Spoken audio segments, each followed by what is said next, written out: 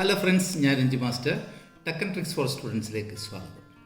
ഇന്ന് ഞാൻ കൂട്ടുകാർക്ക് കാണിച്ചു തരാൻ പോകുന്നത് സൗരയൂഥത്തിൻ്റെ ഒരു മോഡലാണ്. കുട്ടികൾക്ക് സാമൂഹ്യശാസ്ത്രവുമായി ബന്ധപ്പെട്ടുകൊണ്ട് സൗരയൂഥത്തിൻ്റെ മോഡൽ ഉണ്ടാക്കാൻ ഒരവസരം ഉണ്ട്. അത് ഉണ്ടാക്കണമെങ്കിൽ പ്രധാനമായിട്ടും നമുക്ക് ദീർഘവൃത്തത്തെ പറ്റിയിട്ടുള്ള ഒരു അറിവുണ്ടായിരിക്കണം. ഞാൻ പറഞ്ഞതുപോലെ വൃത്തം നമുക്ക് വേഗം വരക്കാൻ സാധിക്കും, പക്ഷേ ദീർഘവൃത്തം വരക്കണമെങ്കിൽ കുറച്ച് പ്രയാസമുണ്ട്.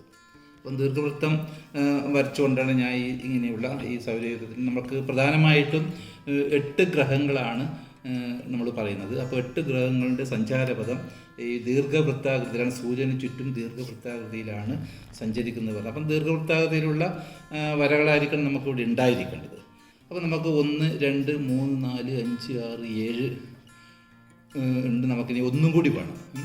നമുക്ക് അത് എങ്ങനെയാണ് വരക്കുന്നത് ഒന്നുകൂടി കാണിച്ചിട്ട് ഞാൻ കഴിഞ്ഞ വീഡിയോയിൽ നിങ്ങൾക്ക് ഈ ദീർഘവൃത്തം വരക്കുന്നത് എങ്ങനെയാണെന്ന് കാണിച്ചു തന്നിട്ടുണ്ട്. ഒന്നുകൂടി ഞാൻ നിങ്ങൾക്ക് കാണിച്ചു തരികയാണ്. അപ്പോൾ നമുക്കിങ്ങനെ ഈ സൗരയൂഥത്തിൽ ഈ ഗ്രഹങ്ങളുടെ സഞ്ചാരപഥം ഇങ്ങനെ കാണുന്നുണ്ട്. നമ്മൾ ഇങ്ങനെ മാറി മാറി വരുന്നത്. അപ്പോൾ നമുക്ക് അപ്പം ഇതിനെ വരക്കുന്നത് നമുക്കതിൻ്റെ അകലം ഒന്ന് നിശ്ചയിച്ച് വെക്കണം. നമുക്ക് അകലം നിശ്ചയിക്കണം നമ്മുടെ ഈ കേന്ദ്ര ബിന്ദുവിൽ നിന്നാണ്. അപ്പോൾ അവിടുന്ന് നമ്മൾ സെൻറ്റിമീറ്റർ കണക്കാക്കിയാൽ മതി. ഇവിടുന്ന് നമുക്ക് അവസാനമായിട്ട് നമുക്കൊരു 26 സെൻറ്റിമീറ്റർ എടുക്കാം. 26 സെൻറ്റിമീറ്റർ ഇവിടെ നമുക്ക് അതുപോലെ 2 ഭാഗത്തും 26 സെൻറ്റിമീറ്ററിൽ ഒന്ന് മാർക്ക് ചെയ്ത് വെക്കണം. അതുപോലെ തന്നെ നമുക്ക് ഇവിടെ എത്ര ദൂരം വേണം, എത്ര സെൻറ്റിമീറ്റർ അകലം വേണമെന്ന് അവിടെയും നമ്മളൊന്ന് മാർക്ക് ചെയ്ത് വെക്കണം. നമുക്കിവിടെ ഒരു 15 സെൻറ്റിമീറ്റർ നമുക്ക് മാർക്ക് ചെയ്ത് വെക്കാം. അപ്പോൾ 1, 2, 3. നമുക്ക് ആദ്യം ചെയ്യേണ്ടത് ഈ 15 സെൻറ്റിമീറ്ററിൽ ഒരു ആണി അടിച്ച് വെക്കണം, ഉറപ്പിച്ച് വെക്കുക. അടുത്തതായിട്ട് നേരത്തെ ഇവിടെ നമ്മുടെ ദൂരം എത്ര സെൻറ്റിമീറ്ററാണ് പറഞ്ഞത്? 26 സെൻറ്റിമീറ്ററാണ്. ഇനി ഇവിടുന്ന് ഈ 15 സെൻറ്റിമീറ്ററിൽ നിന്ന് ഈ 26 സെൻറ്റിമീറ്റർ എവിടെയാണ് എത്തുന്നത് നോക്കുക. അവിടെയാണ് നമ്മൾ പോയിൻ്റ് ചെയ്യേണ്ടത്. 26 സെൻറ്റിമീറ്റർ എവിടെയാണ്? ഇവിടെ. അവിടെ നമ്മൾ എന്ത് ചെയ്യണം എന്ന് പറഞ്ഞാൽ ഇവിടെയും ഒരാണി അടിച്ചു വെക്കുക. 26. അതുപോലെ തന്നെ എതിർവശത്തും അതുപോലെ തന്നെ 26 സെൻറ്റിമീറ്റർ എവിടെയാണോ വരുന്നത് അവിടെ നമ്മൾ ഒരു പോയിൻ്റ് ചെയ്ത് വെക്കണം. 26 സെൻറ്റിമീറ്റർ ഇവിടെയാണ് വരുന്നത്.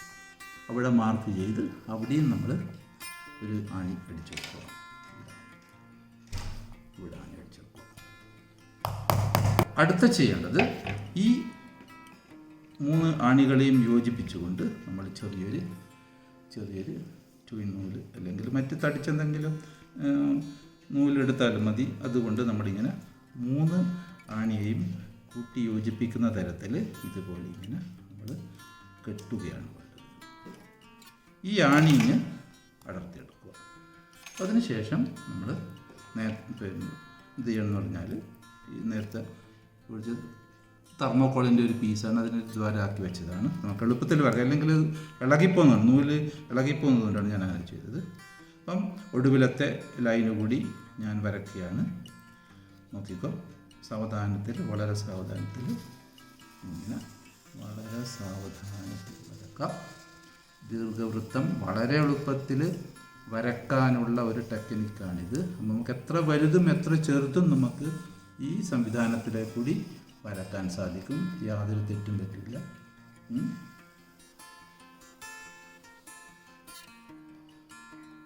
ഓക്കെ. അപ്പം നമുക്ക്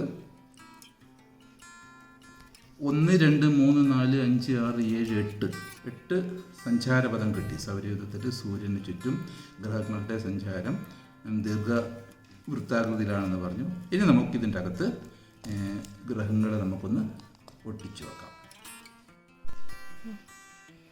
അപ്പോൾ ഇതുപോലെയാണ് സൗരയൂഥത്തിൽ ഗ്രഹങ്ങളുടെ കിടപ്പ്. അപ്പം നടുവിലായിക്കൊണ്ട് സൂര്യൻ, അതിനടുത്തായിക്കൊണ്ട് ബുധൻ, അതിൻ്റെ അടുത്തായി ശുക്രൻ, ഭൂമി, ഉപഗ്രഹം ചന്ദ്രനുണ്ട്, പിന്നെ ചൊവ്വ, വ്യാഴം, ശനി, യുറാനസ്, നെപ്റ്റ്യൂൺ. അങ്ങനെ 8 ഗ്രഹങ്ങളാണുള്ളത്. ഇനി നമുക്കിതൊന്ന് ഒട്ടിക്കാം. ആദ്യം സൂര്യൻ,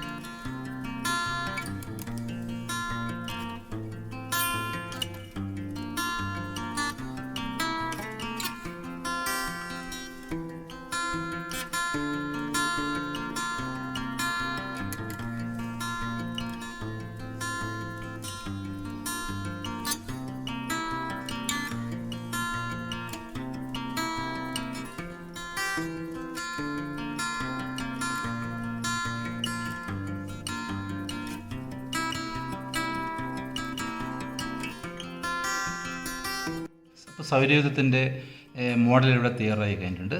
മധ്യത്തിലുള്ള സൂര്യൻ, ബുധൻ, തൊട്ടടുത്ത് ശുക്രൻ, ഭൂമി, അതിൻ്റെ ഉപഗ്രഹമായ ചന്ദ്രൻ, ചൊവ്വ, വ്യാഴം, ശനി, യുറാനസ്, നെപ്റ്റ്യൂൺ. ഇങ്ങനെയാണ് ഇതിങ്ങനെ കറങ്ങിക്കൊണ്ടേയിരിക്കുന്നത്. അപ്പം ഏറ്റവും ഇതിൽ നമ്മൾ 1-2 കാര്യങ്ങൾ മനസ്സിലാക്കണം. ബുധൻ എന്ന് പറയുന്നത് ഏറ്റവും സൂര്യൻ്റെ ഏറ്റവും അടുത്ത് കിടക്കുന്ന ഗ്രഹമാണ്. ഏറ്റവും തിളക്കമാർന്ന ഗ്രഹമാണ്. ശുക്രൻ എന്ന് പറയുന്ന വീനസ് ഏറ്റവും തിളക്കമാർന്ന. അപ്പം ജീവജാലങ്ങളുടെ ഗ്രഹമായ ഭൂമിയുടെയാണ്. ഭൂമിയുടെ ഉപഗ്രഹമായ ചന്ദ്രൻ മൂന്ന് ഉണ്ട്. അതുപോലെ തന്നെ ബുധൻ, ശുക്രൻ, ഭൂമി, അടുത്തതായി ചൊവ്വ ഗ്രഹം അല്ലേ. ഇതിന് പറയുന്നതാണ് ചുവന്ന ഗ്രഹം എന്ന് പറയുന്നത് എന്നാണ് പറയുന്നത്. ഇനി ചൊവ്വയുടെ അടുത്ത് കിടക്കുന്ന ഏറ്റവും വലിയ ഗ്രഹമായ ജൂപ്പിറ്റർ, അതായത് വ്യാഴം, ഭൂമിയുടെ ഏകദേശം 11 മടങ്ങ് വലുതാണ് ഈ ജൂപ്പിറ്റർ. അതിൻ്റെ നിറം റെഡാണ്. അപ്പം ജൂപ്പിറ്ററിൻ്റെ അടുത്ത് തന്നെ വലയ ഗ്രഹമായ ശനിയുണ്ട്. സാറ്റേൺ എന്ന് പറയുന്നുണ്ട്. ശനി വലയ ഗ്രഹമാണ്. ശനി കഴിഞ്ഞാലാണ് പിന്നെ വരുന്നതാണ് യുറാനസ്. ഏകദേശം ഒരു പച്ച നിറത്തിലാണത് കാണപ്പെടുന്നതെന്ന് പറയുന്നത്. പച്ച നീലമായിട്ട് വരുന്നത്. ഒടുവിലായിക്കൊണ്ട് നെപ്റ്റ്യൂൺ, അതൊരു നീല നിറമായിട്ടാണ് വരുന്നത്. ഇങ്ങനെയുള്ള ഇത് ഗ്രഹങ്ങളും ഇതിൻ്റെ മറ്റ് ഉപഗ്രഹങ്ങളൊക്കെ ഉണ്ട് ഈ സൗരയൂഥത്തിൽ. അതുപോലെ തന്നെ കുള്ളഗ്രഹങ്ങൾ എന്ന് പറയുന്നുണ്ട്. അതുപോലെ തന്നെ വാൽനക്ഷത്രങ്ങൾ ഉണ്ട്. അതൊന്നും നമ്മളിപ്പം പ്രധാനമായിട്ടുള്ള ഈ 8 ഗ്രഹങ്ങളെയാണ് ഇതിൻ്റെ അകത്ത് കാണിച്ചിട്ടുള്ളത്. എളുപ്പത്തിൽ കുട്ടികൾക്ക് ഇതുപോലുള്ള ഒരു സോളാർ സിസ്റ്റം വീട്ടിൽ നിങ്ങളുടെ സോഷ്യൽ സയൻസ് ലാബിൽ ഉണ്ടാക്കി വെക്കണം. അത് എപ്പോഴും നിങ്ങൾക്ക് കണ്ടുപഠിക്കാൻ വളരെ ഉപകാരപ്രദമായിരിക്കും.